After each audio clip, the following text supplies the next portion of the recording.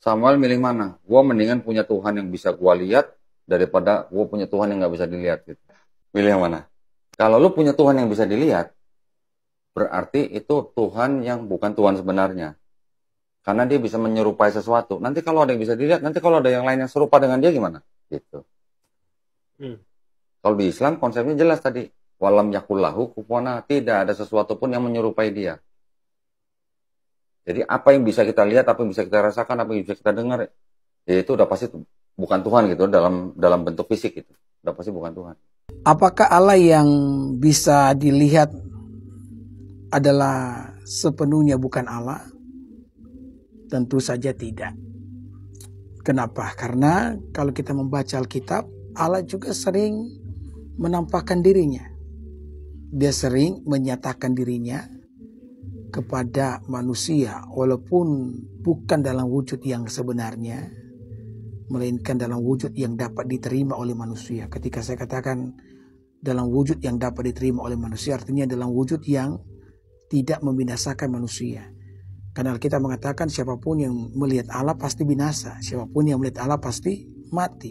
Tetapi kadang-kadang Allah menyatakan diri loh dalam satu wujud yang dapat diterima oleh manusia. Contohnya nih, ketika Tuhan bertemu dengan Musa, atau ketika Musa bertemu dengan Tuhan pada saat dia menggembalakan domba mertuanya, dia melihat semak belukar yang menyala tapi tidak terbakar.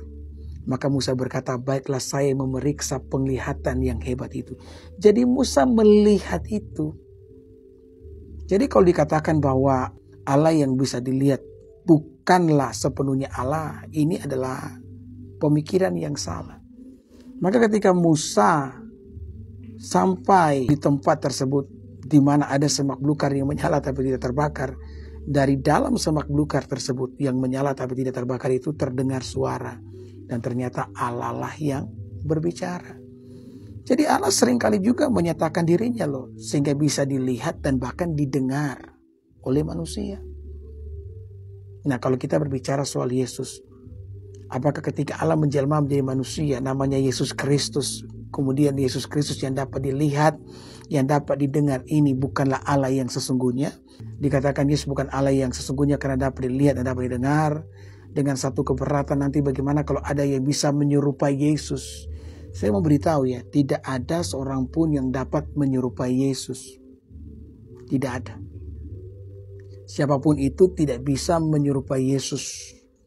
Karena Allah pun tahu akan hal ini. Mungkin akan ada upaya dari orang-orang tertentu yang menyerupai Yesus, yang mengaku sebagai Yesus. Tapi tidak akan ada yang dapat memenuhi kriteria yang dimiliki oleh Yesus. Dari banyaknya kriteria saya mau sampaikan satu hal saja yang tidak dapat dikopi atau diserupai oleh siapapun. Yesus itu Bapak Ibu datang ke dalam dunia hanya akan 2 kali.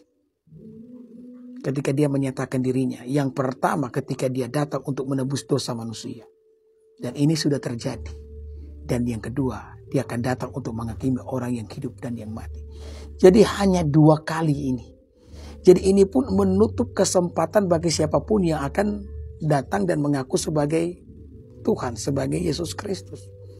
Kalaupun hari ini ada orang berkata di sana Yesus telah datang, itu berarti tanda kesudahan zaman.